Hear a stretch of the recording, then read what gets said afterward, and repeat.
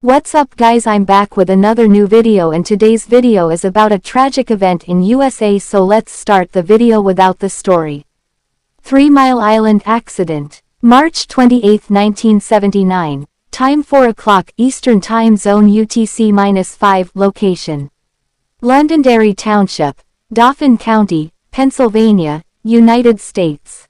Result: ENS Level 5, accident with widespread consequences. And nominated. March 25, 1999. The 3 Mile Island accident 45 years ago was a partial nuclear meltdown of the Unit 2 reactor TMI-2 at the 3 Mile Island Nuclear Generating Station on the Susquehanna River in Londonderry Township, near Harrisburg, Pennsylvania. The reactor accident began at 4 a.m. on March 28, 1979 and released radioactive gas and radioactive iodine into the environment. It is the worst accident in U.S. commercial nuclear power plant history. On the 7-point logarithmic International Nuclear Event Scale, the TMI-2 reactor accident was rated Level 5, an accident with widespread consequences. The accident began with a failure of a non-nuclear secondary system, followed by a lock-open pilot-operated relief of the primary system valve PORV, which allows large amounts of water to escape from the pressurized isolation coolant loop. The situation was recognized as a loss of coolant accident, LOCA, because the mechanical failures were the primary failure of the plant operators. TMI training and operating procedures did not prepare operators and management for the deteriorating conditions created by LOCA. At the time of the accident, those inadequacies were compounded by design flaws, such as poor control design, use of multiple similar alarms, and failure of equipment to indicate coolant inventory levels or the location of stuck PORVs. The accident raised anti-nuclear safety concerns among the general public and led to new regulations for the nuclear industry. This hastened the decline of efforts to build new reactors. Activists in the anti-nuclear movement have expressed concern about regional health impacts from the accident. Some epidemiological studies analyzing cancer rates in and around the area since the accident have found statistically significant increases in cancer rates, while other studies have not. Due to the nature of these types of studies, it is difficult to prove a causal link linking accidents to cancer. The TMI-2 cleanup began in August 1979 and officially ended in December 1993, at a total cost of approximately $1 billion, equivalent to $2 billion in 2023. TMI-1 was relaunched in 1985, then retired in 2019 due to operating losses. It is expected to return to service by 2028 as part of a deal with Microsoft to power its data centers. In the night hours before the incident, the TMI-2 reactor was operating at 97% power while the companion TMI-1 reactor was shut down for refueling. The main chain of events leading to the partial core meltdown on Wednesday, March 28, 1979, began at 4:36 a.m. EST in the secondary loop of TMI-2, one of 3 main pressurized water, steam loops, water furnace. The primary cause of the accident occurred 11 hours earlier, when operators attempted to fix a blockage in one of the 8 condensate polishers, state-of-the-art filters that clean water in the secondary loop.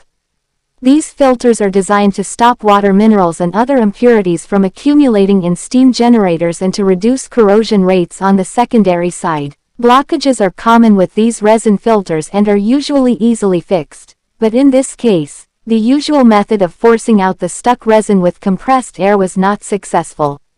Operators decided to blow compressed air into the water and clean the resin off the water ball. When they force the resin out, a small amount of water is forced past a stuck open check valve and into a machine's air line. This will eventually shut down the feedwater pump, condensate booster pump, and condensate pumps around 4 a.m., causing the turbine to trip. Reactor overheating and relief valve malfunction. Given that the steam generators are no longer receiving feedwater, the heat transfer from the reactor coolant system, RCS, is greatly reduced and the RCS temperature rises. The rapidly heating coolant expands and condenses under pressure, compressing the vapor bubbles upward. When the RCS pressure rises to 2,255 psi, 155.5 bars, the pilot-operated relief valve PORV opens, releasing steam through piping to the reactor coolant drain tank in the containment building basement. RCS pressure continues to rise, reaching the reactor protection system's high-pressure trip set point of 2,355 psi, 162.4 bars, 8 seconds after turbine trip. The reactor automatically shuts down, its control rods falling into the core under gravity, halting the nuclear chain reaction and shutting off the heat generated by fission. However, the reactor continues to generate decay heat, initially equal to about 6% of the pre-trip power level. Since the steam was no longer being used by the turbine and feed was not being provided to the steam generators, heat removal from the primary water loop of the reactor was limited to steaming the small amount of water remaining on the secondary side of the steam generator in the condenser. The turbine uses a bypass valve. When the feedwater pump trips, 3 emergency feedwater pumps start automatically.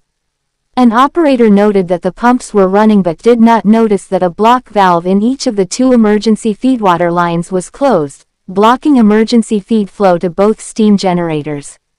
The valve position lights for a block valve were covered by a yellow maintenance tag. It is not known why the operator missed the light for the second valve, although one theory is that his own large belly hid it from his view. The valves may have closed during a surveillance test 2 days ago.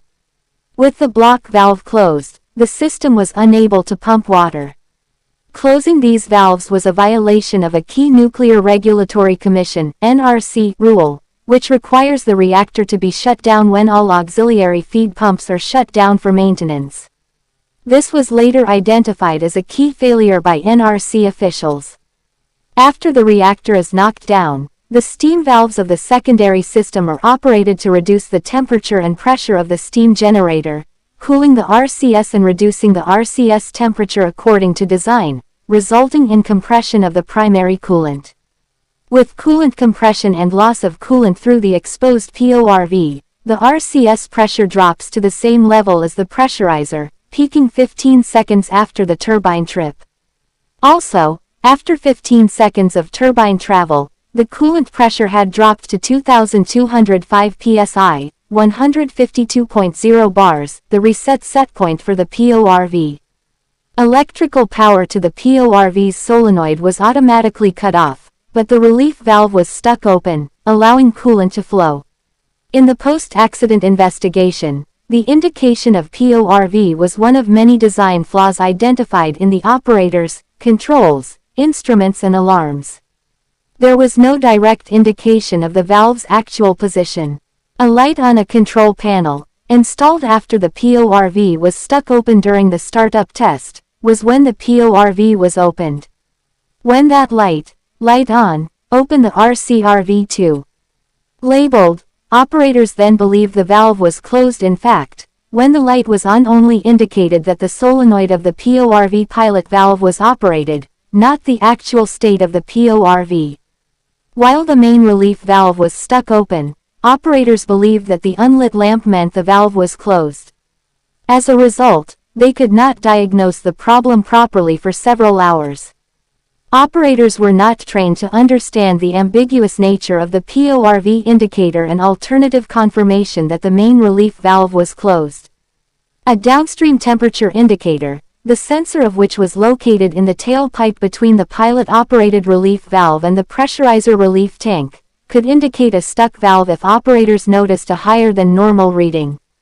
However, it was not part of the safety grade suite of indicators designed to be used after an incident, and personnel were not trained to use it.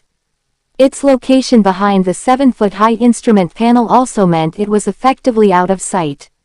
Depressurization of primary reactor cooling system. Less than a minute after the event began, the water level in the pressurizer began to rise, although the RCS pressure was decreasing. With the PORV stuck open, coolant was being lost from the RCS, a loss of coolant accident (LOCA). Expected symptoms for LOCA were drops in both RCS pressure and pressurizer levels. Operator training and plant procedures did not cover a situation where the two parameters moved in opposite directions. The water level in the pressurizer was rising as steam from the headspace of the pressurizer was flowing through the stuck-open PORV, reducing pressure in the pressurizer due to lost inventory. The pressure drop in the pressurizer causes water to enter the coolant loop and form a steam bubble at the head of the reactor pressure vessel, aided by heat dissipated from the fuel. These steam bubbles were invisible to the operators, and this process was not trained. Indications of high water levels in the pressurizer contributed to the confusion, as operators were concerned about the primary loop tightening, i.e., no vapor pocket buffer existing in the pressurizer, which they had been instructed never to allow in training. This confusion was a key contributor to the initial failure to recognize the accident as a LOCA and led operators to shut down the emergency core cooling pumps, which had automatically started after the PORV stuck and core coolant loss began, fearing the system was being overfilled. With the PORV still open, the pressurizer relief tank that collects the discharge from the PORV overfills, causing the containment building sump to fill at 411 and an alarm sounds, indicating a higher than normal temperature in the PORV discharge line and an abnormally high control building. Temperature and pressure were clear indications that there was an ongoing LOCA, but these indications were initially ignored by the operators.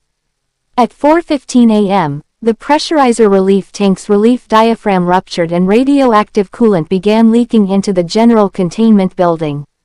This radioactive coolant was pumped from the containment building sump to an auxiliary building outside the main containment, until the sump pumps were shut off at 4:39 a.m. Partial meltdown and further release of radioactive material.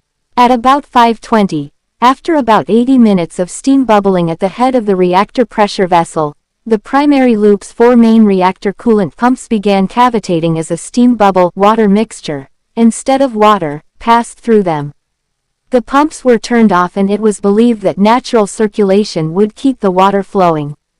Steam in the system blocks the flow through the core, and as the water circulation stops, it becomes increasingly steamy.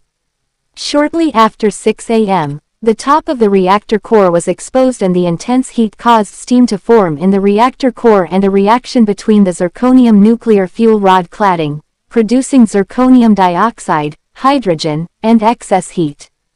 The reaction melted the nuclear fuel rod cladding and damaged the fuel rods, which released radioactive isotopes into the reactor coolant and produced hydrogen gas that is believed to have caused a small explosion in the containment building later that afternoon.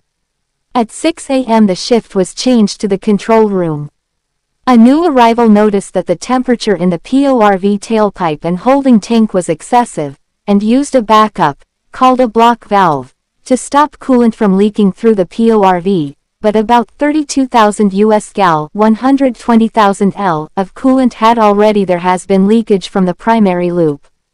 At 6:45 a.m., 165 minutes after the problem began, the radiation alarm was activated when contaminated water reached the detector. By then, the radiation level in the primary coolant water was about 300 times the expected level, and the general containment building was seriously contaminated with radiation levels of 800 rem per hour.